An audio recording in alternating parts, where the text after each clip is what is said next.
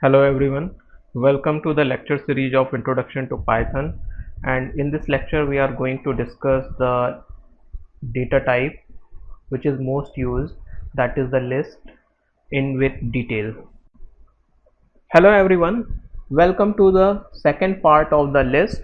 In this part we will discuss how to update the list and we will see some functions of list. So to update a list we have two options. Either we can use the functions, predefined functions of a list, or we can use the slicing operator. So first I am discussing here the slicing operators way for updating a list. So suppose we have this list which start from index 0, 1, 2, 3, 4 and 5. So it has 6 elements, and if we want to update this list with some new elements, we can use the slicing operator and assignment operator. So the slicing operator will be used at the left hand side, and assignment operator, then we have to use an iterable object. So important thing is that there must be an iterable object. It may not be a integer, float or some complex number, but it should be a iterable object. So we can use any iterable object to update the list. So in this case I have again used a list which has three elements, 11, 22 and 33, and this slicing operator is telling me that I am updating the list A from index 6. So there is no index 6. So what will happen, Python will do what, it will add these three elements starting over index 6, then this will be considered as a index 7 and this will be considered as a index 8. So the elements will be like 10, 20, 30, 40, 50, 60, then 11, 22 and then 33. So you have to make sure what the value you have to provide here in this case.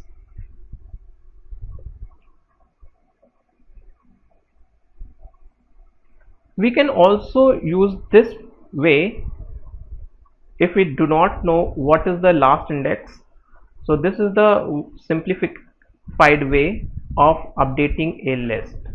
So suppose you want to update the list using single element, we can also write the single element inside a list object. So this object must be an iterable object, otherwise this will throw you an error. There is another way to update the list object using append method. So append method does what? It just adds an element to the end of the list. So whatever the element we provide as an argument to this function append, this will append that element to the end of the list. So let's have an example. In this case I have a list of three elements, 11, 22 and 33, and I want to update the list with the element 10. So this will do what? It will add an element at the end of the list. This element could be any object. It can be an iterable object or it can be a simple integer or float object, or you can say simple a non-iterable object. Next function is a clear function. So this function does not return anything and it just delete all the elements of a list, but it does not delete the list object. So it does what? It just create a empty list from a given list. So it generally removes all the elements from the list. Let's have an example. In this case, if we write a dot clear, so it will clear all the elements of the list. That means list will become empty. That means all the elements of the list has been deleted. But important thing is that the object list object has not been deleted. Next function is a copy function. It returns a copy of a list.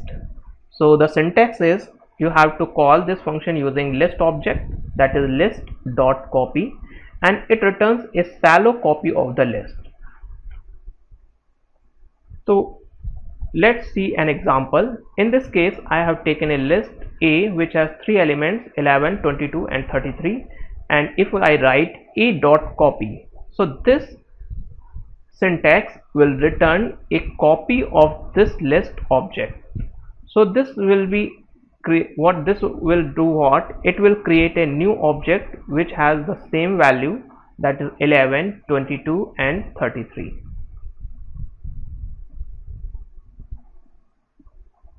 And this is pointed by object variable B, and earlier we have an object which has 3 elements 11, 22 and 33, which was pointed by variable A. So these two objects are different objects. So if we check the ID of these, or we just check whether they are the same object or not using is operator, so this will give me the answer false, because the ID of this object A will be different, something like this, and the ID of the object B will be something like this. So basically the ID of both object identifier of these two objects will be different. So this is called shallow copy.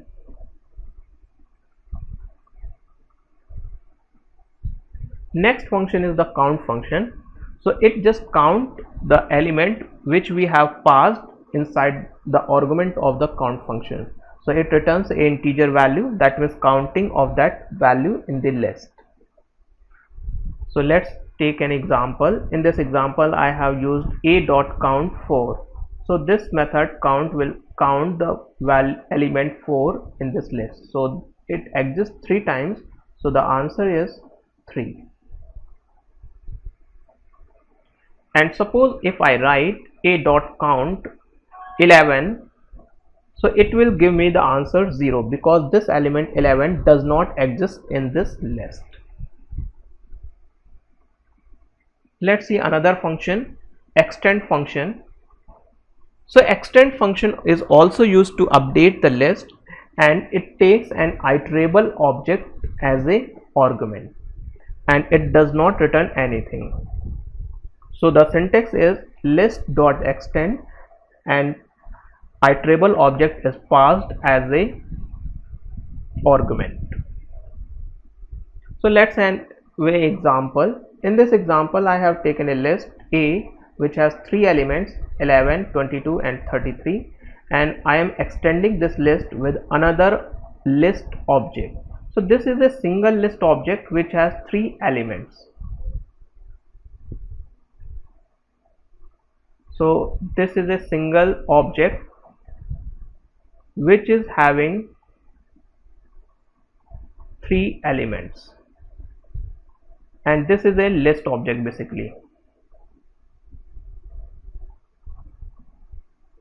So what will extend function will do, it will update the list with the elements of this iterable object. So the elements of this list will be added at the end of this list. So we have the final list as this. So what is the difference between append method and extend method? Append method will do what? It will simply add the object at the end of the list, but extend method update the list by the elements of the iterable object. So this is the basic difference between append and extend method. Append method will append the object at the end of the list, and this will be treated as a single element of this list. So now in this case we have element at index 0, 1, 2, 3, 4, 5, and finally this is at index 6. That means we have total 7 elements in this list A. But in case of this extend method, it will do what? It will update the list with the elements of a iterable object.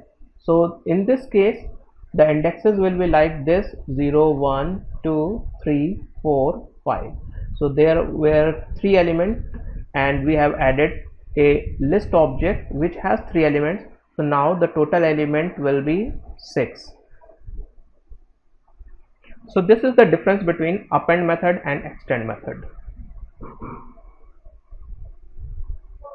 So this is some functions. So these are some functions of list. In next part we will see some more function of list object.